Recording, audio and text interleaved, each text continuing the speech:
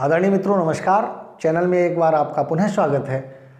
और आज Uttar Pradesh revenue code 2006 की सीरीज में हमारा आज का टॉपिक है rights of bhumidhar with non transferable rights, अर्थात असंक्रमणीय अधिकार वाले जो भूमिधर हैं उनके राइट्स। इनको एक्चुअली श्रेणी 2 का काश्तकार माना जाता है। और इससे पहले वीडियो में हमने ट्रांसफरेबल राइट्स वाले जो संक्रमणीय भूमिधर हैं उनके राइट्स पर डिस्कस किया था और वो श्रेणी 1 के काश्तकार थे, ये श्रेणी 2 के काश्तकार हैं। और उनके राइट्स भी देखिए 11 राइट्स मेंशन किए थे हमने सेक्शन वाइज। और श्रेणी 2 के काश्तकार ये उनसे नीचे की श्रेणी के काश्तकार होते हैं, इनके पास 7 राइट्स हैं और इन पर डिस्कस करेंगे। और संक्रमणीय भूमिधर वाले जो राइट्स होते हैं वो सुपीरियर कैटेगरी के माने जाते हैं, ये उनसे थोड़ा नीचे। और जैसे ही हम आगे बढ़ेंगे इसके बाद आसामी या गवर्नमेंट एलएसी तो उनके राइट्स और कम होते जाएंगे। तो इस पर डिस्कस करते हैं, आइए 1 बाय 1 करते हैं। और कई लोग ये सोचते होंगे हमें पता कैसे चलेगा कि हम कौन सी श्रेणी के काश्तकार हैं। तो उनके लिए देखिए, आप जो रेवेन्यू रिकॉर्ड होता है उसमें फ़र्द और खतौनी जो तहसील से भी मिलती है, और आप भूलेख की साइट पर जाकर भी उसको सर्च कर सकते हैं और देख सकते हैं। तो उस खतौनी में, उस फ़र्द में सबसे ऊपर लिखा होता है कि श्रेणी 1 का भूमिधर है या यानी संक्रमणीय अधिकार वाला भूमिधर है या असंक्रमणीय अधिकार वाला भूमिधर श्रेणी 2, ये आप वहाँ भी सर्च कर सकते हैं, देख सकते हैं। तो चलिए डिस्कस करते हैं, 1 बाय 1 करते हैं। Number 1, right to use land section 79(2), यानी धारा 79 के अंतर्गत ऐसे काश्तकार को अपनी भूमि को एग्रीकल्चर पर्पज़ से या एग्रीकल्चर से रिलेटेड पर्पज़ के लिए यूज करने का राइट है।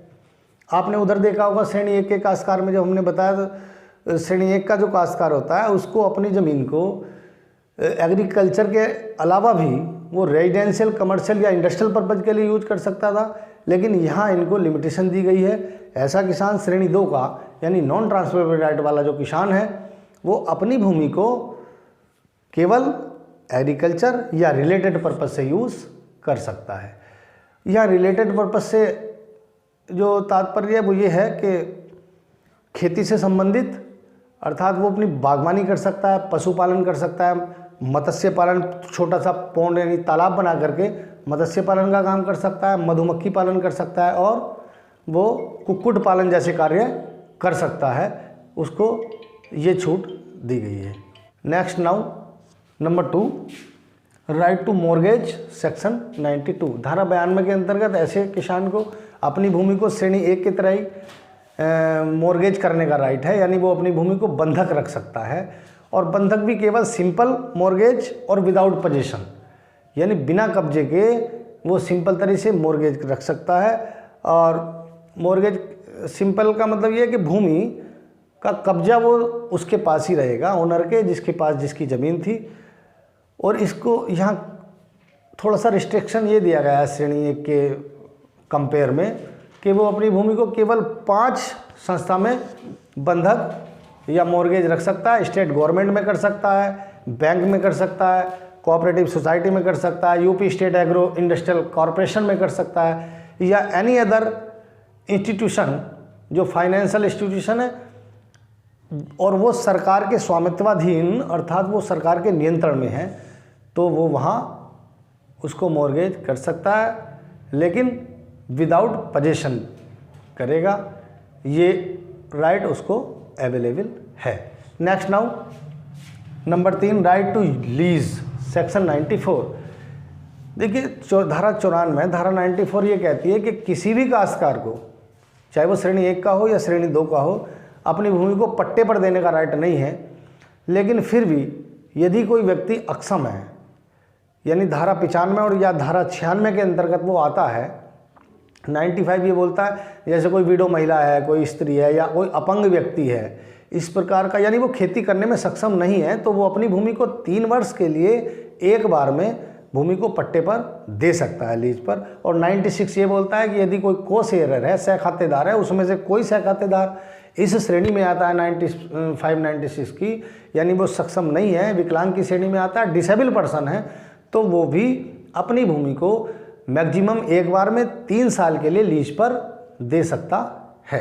ये राइट इनको अवेलेबल है। नेक्स्ट चलते हैं number 4, right to exchange section 101। देखिए धारा 101 में अपनी भूमि को श्रेणी 1 के किसानों की तरह इनको भी नॉन ट्रांसफरेबल वाले जो भूमिधर हैं इनको भी अपनी भूमि एक्सचेंज करने का राइट दिया हुआ है। और एक्सचेंज में यदि दो किसान, कोई किसान के साथ भी एक्सचेंज कर सकता है और वो किसान ग्राम सभा की जो भूमि है उसके साथ भी वो एक्सचेंज कर सकता है। बस लिमिटेशन ये है कि यदि दोनों जो भूमि है दोनों किसानों की, उनकी जो सर्किल रेट है, ऐसा है कि एक भूमि का सर्किल रेट कुछ और है, दूसरी भूमि का सर्किल रेट कुछ और है, तो उनमें जो डिफरेंस है सर्किल रेट का, कॉस्ट का, वो 10% से ज़्यादा नहीं होना चाहिए। और दूसरा रिस्ट्रिक्शन ये है कि उस भूमि का दोनों किसानों के जो बीच की लैंड एरिया है उसमें जो अंतर है वो 25% से ज़्यादा का नहीं होना चाहिए। अगर वो होगा तो ऐसे में SDO उसको रिफ्यूज़ कर देगा, डिनाई कर देगा। ये जो है इसकी अथॉरिटी SDO ही है। और एक बात और है, वो अगर कोई एक किसान उसमें डिस्ट्रिक्ट से बाहर का है तो भी डिनाई SDO कर सकता है। ओवरऑल इनको ये राइट दिया गया। नेक्स्ट चलते हैं राइट टू डिवीज़न सेक्शन 116। देखिए धारा 116 में ऐसे किसी भी किसान को सहखत्तेदार जो कोशेयर हैं अपनी भूमि में धारा 116 के अंतर्गत विभाजन का सूट फाइल करने का राइट है। वो विभाजन का वाद ला सकता है बंटवारे का, इसको खाता तकसीम भी बोलते हैं। और गवर्नमेंट की ये ड्यूटी है, यदि वो इस प्रकार का कोई सूट फाइल करता है और डिक्री हो जाता है तो उसको उसके उस हिस्से पर पोजीशन दिलाने का काम, कर्तव्य और दायित्व ये स्टेट गवर्नमेंट का है। तो ये राइट भी इसको 116 के अंतर्गत दिया। और नेक्स्ट चलते हैं राइट टू सरेंडर सेक्शन 118। धारा 118 के अंतर्गत किसी भी किसान को इस प्रकार, ये सेम राइट है जैसे श्रेणी 1 के काश्तकार को, इसी प्रकार श्रेणी 2 के भी है, तो उसको अपनी भूमि को सरेंडर करने का राइट है। और सरेंडर जनरली ऐसा कम ही होता है, लेकिन फिर भी चूंकि कोड में दिया गया है तो सरेंडर करने के बाद भूमि कहाँ चली जाती है, जहाँ से उसको प्राप्त हुई थी। यदि श्रेणी 1 का है तो गवर्नमेंट के पास चली जाती है, और यदि श्रेणी 2 को काश्तकार को जहाँ से भी मिली है, चाहे वो LMC ने दी हो या किसी गवर्नमेंट से मिली हो या किसी काश्तकार से प्राप्त हुई हो, ऐसी भूमि उसके पास चली जाती है और उनकी जो रेवेन्यू पे करता था उसकी लायबिलिटी समाप्त हो जाती है, यानी वो लगान मुक्त किसान हो जाता है। और ऐसी कार्रवाई लिखित में करनी होती है। तो ये मैं समझता हूँ क्लियर हुआ होगा। नेक्स्ट चलते हैं, नेक्स्ट और last, right to non ejectment section 130। यानी धारा 130 के अंतर्गत ऐसा किसान को कोई भी अथॉरिटी उसका इजेक्ट नहीं कर सकती, इजेक्टमेंट नहीं कर सकती, यानी बेदखल नहीं कर सकती। और यानी इस कोड के प्रोविज़न के अलावा किसी भी रूप में उसका इजेक्टमेंट नहीं किया जा सकता। जनरली यदि किसी काश्तकार ने, किसी किसान ने रेवेन्यू पे नहीं किया है तो, और उसको नोटिस के बाद भी नहीं किया है, तो उसको भूमि को अटैचमेंट या उसका इजेक्ट किया जा सकता है। अन्यथा और किसी प्रोविज़न में उसको नहीं इजेक्ट किया जा सकता। तो मैं समझता हूँ ये असंक्रमणीय भूमिधर वाले जो राइट्स हैं आपको क्लियर हुए होंगे। और if you have any query, doubt and suggestion तो please marks in comments. Thank you for watching the video. Thank you so much. धन्यवाद।